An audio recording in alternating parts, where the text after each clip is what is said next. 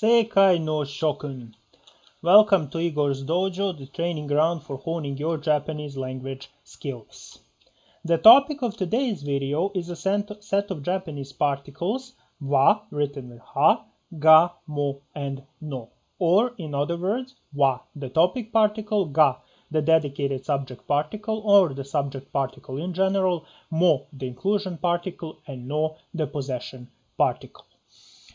The short descriptions that you can see here have been created by me to explain their meaning and usage more clearly, as well as the difference that exists among some of them, especially between wa and ga, but more on that further on. Now, this is the vocabulary overview section, where I have listed all of the words I have chosen for my example sentences, intentionally trying to keep them as simple and as easy as possible. You can pause the video here to familiarize yourself with them in case there are some that you don't know, or you can return here once the video is done. Alright, we are moving on to our first particle. The first particle that we will tackle is arguably one of the most important ones, the wa, topic marker. Wa is just that, a topic marker of a certain sentence, and by embracing this definition, we can explain the difference between it and ga, the subject marker, much more clearly and easily. So for the time being, wa will be referred to exclusively as the topic marker and ga as the subject marker, while the difference between them will be covered in depth in a dojo drill video in the near future. The second common usage of wa, as you can see here, is in negation and in negative sentences, where it almost always appears in one form or another, usually being paired with de.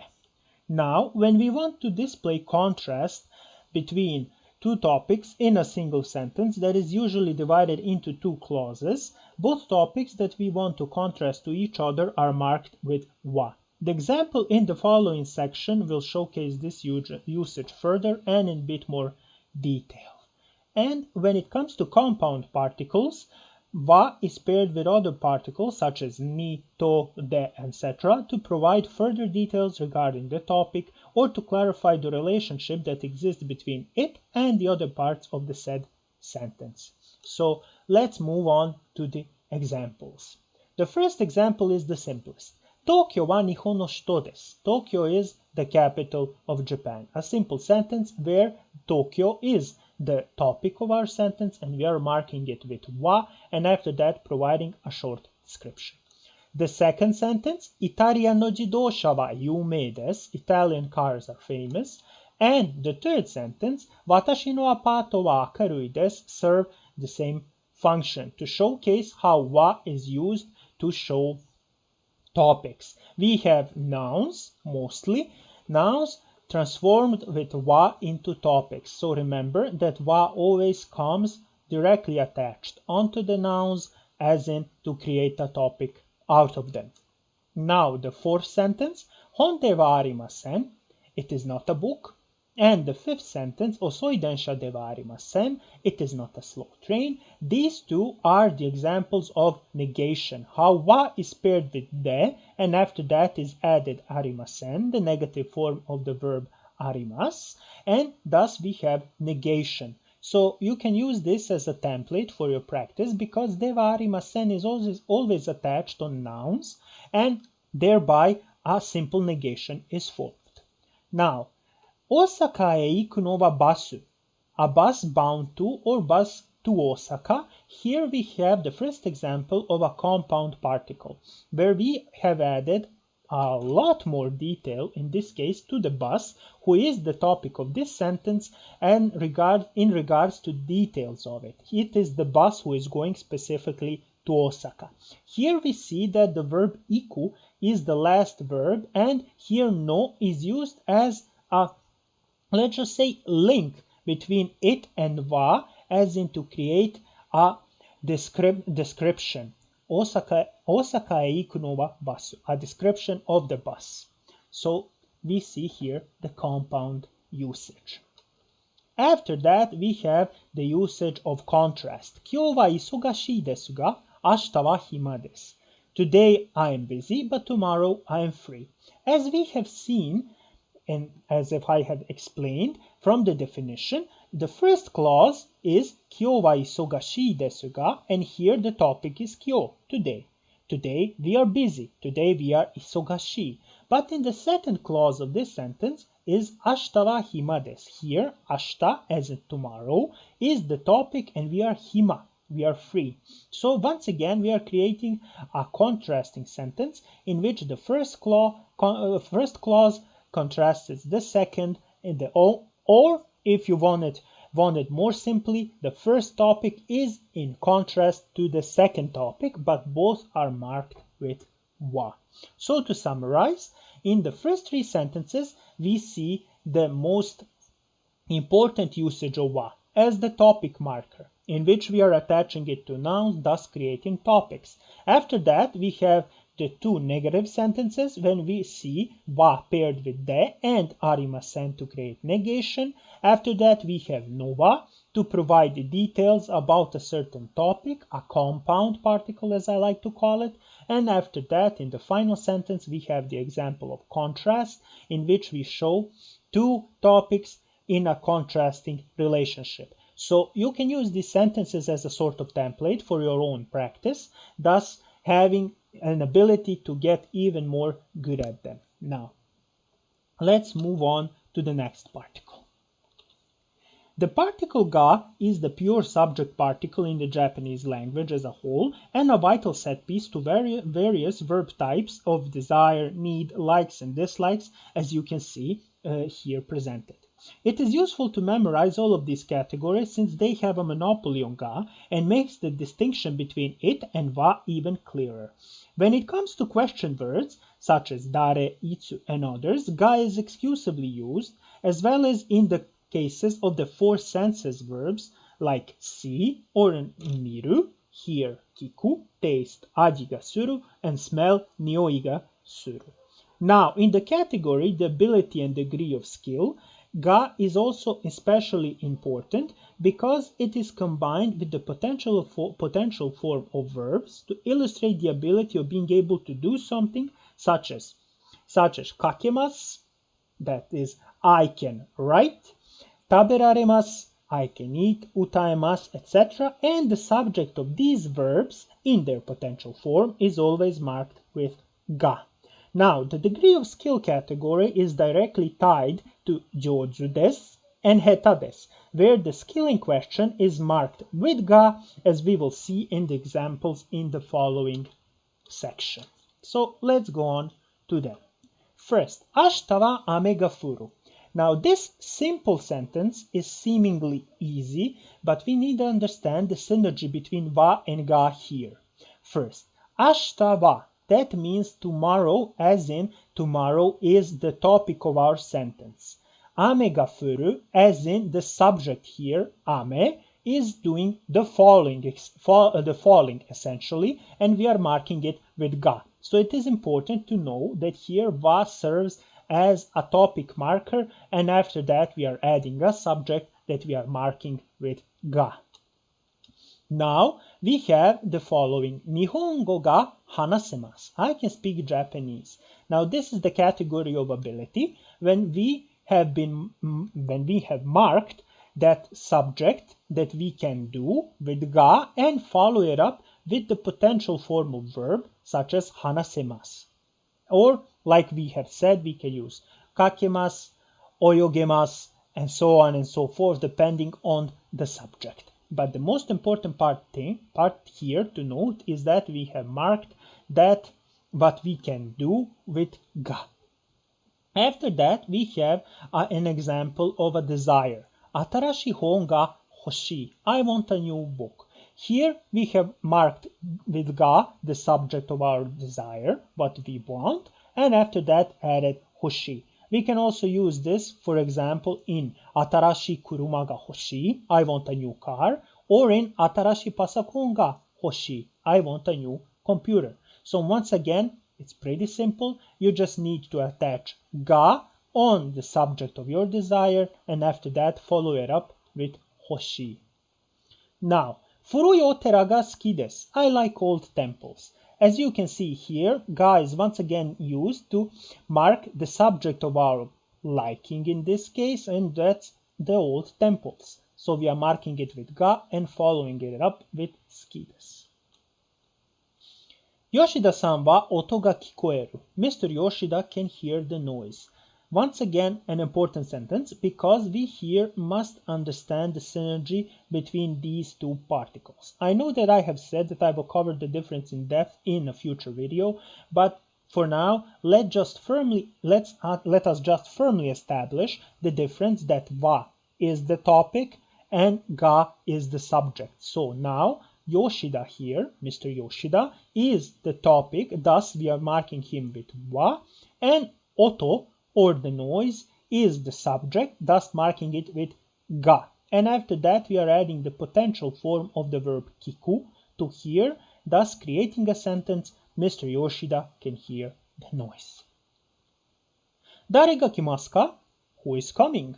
Now we are using ga with dare, thus creating a new word, who, dare ga kimasu ka, who is coming. But a new word in this case, because dare as it is on its own means who. But here ga has a monopoly on it, and you can never say dare wa kimasu ka. That's grammatically incorrect, and such an expression does not exist.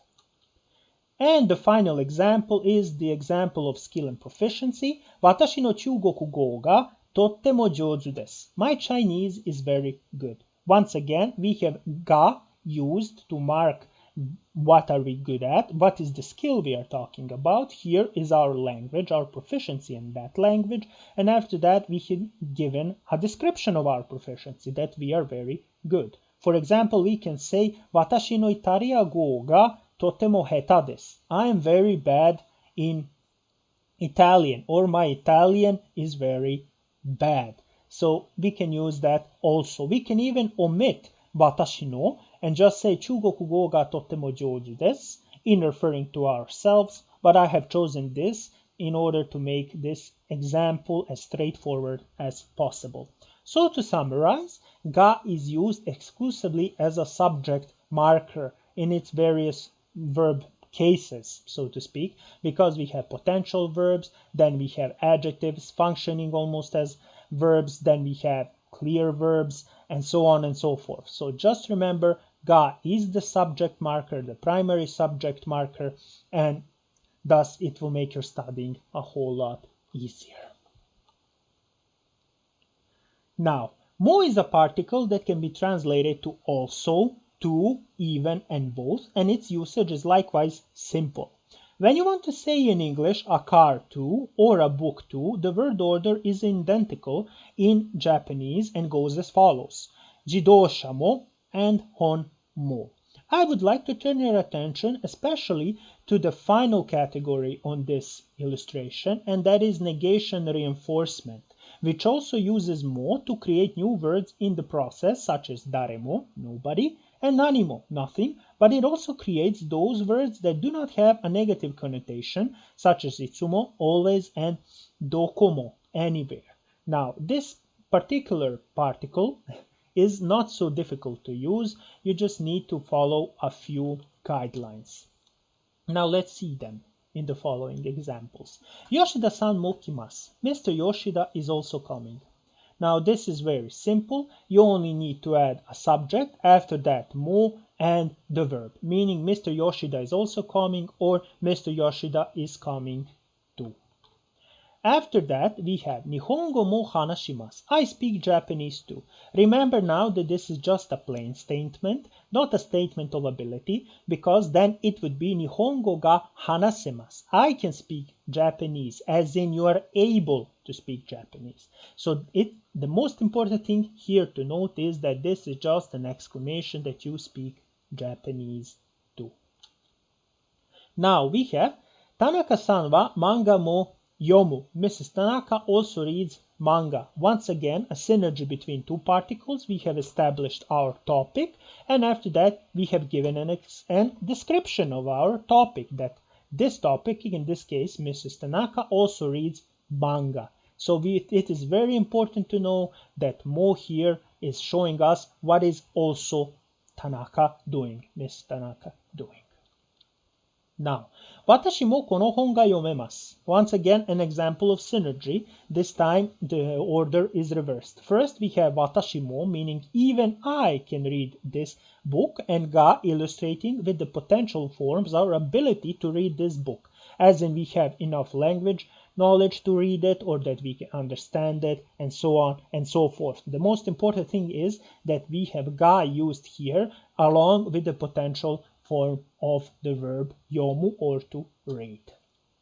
Now, jidosha mo densha mo unten dekimasu. I can drive both a car and a train. Pretty much self-explanatory, because we are using here mo to cover what we can drive. We can drive both a car and a train. So we must remember here that we use mo to show what we can do. So keep that in mind.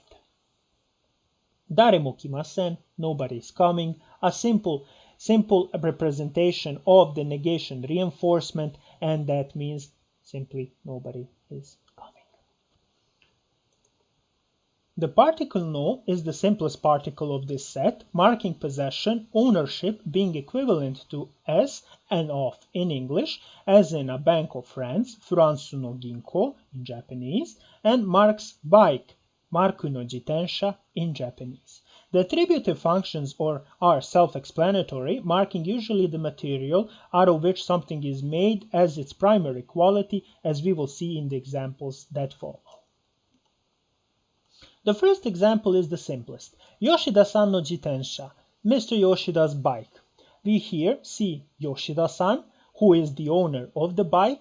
We have stated him first. After that, we have added no between him and the object that he is the owner of, thus creating the sentence Yoshida-san no jitensha. Now, if you remember this form, it will be really easy to use no as the symbol of ownership of something that is someone's property. Now, moving on to the second sentence, Kankoku no ryori mo oishii desu. South Korean cuisine is also tasty. Once again, simple usage. We have established here the possession first of this cuisine. It's South Korean. After that, we have added mo to emphasize that it also is tasty. So we have here a peculiar synergy between no and mo. Basically, it is just an expansion of the first sentence, but also an important showcase of a synergy that exists between particles. And to further detail this coexistence between particles, so to speak, we have Chugoku no mukashi banashi wa omoshiroi desu. All Chinese stories are interesting. First, we have established the ownership of those old stories by adding no between Chugoku and mukashi banashi. After that, we have created a topic out of them by adding wa. Thus, we have created Chugoku no mukashi banashi wa as a topic, omoshiroi desu, a description of them, and thus, once again, a sentence of ownership. Now we have an example of attributive functions. Essentially, we are emphasizing the material out of which a certain object is made, such as kin no naifu, golden knife, or ki no ie, a wooden house. Now, let's move on. Watashi no jisho wa furui desu. My dictionary is old. Once again, we see the coexistence of no with wa when creating a topic, as in an ownership. So first we have created an ownership relationship between watashi, as I, and jisho, a dictionary, by connecting them with no. After that, we have added wa and the description that it is old. Now, the finishing blow section concludes the lesson for today. I have listed the most important usages of the particles we have covered. Wa as the topic marker, as the marker used in negation. After that, we have ga as the overall subject marker in the Japanese language, a special marker in tastes and desires, abilities, and senses. After that, we have mo, inclusion and addition, particle marker. After that, we have that we have the even meaning that it carries with itself. And finally, we have no, the simplest of them, that shows possession or ownership and has attributive functions. お疲れ様でした。正解の諸君. I hope that you have enjoyed the video today, in which we have covered the first set of particles in detail that deal mostly with subjects in one shape or form. Once again, thank you for watching, and I hope to see you again in the dojo in our next video. Sayonara.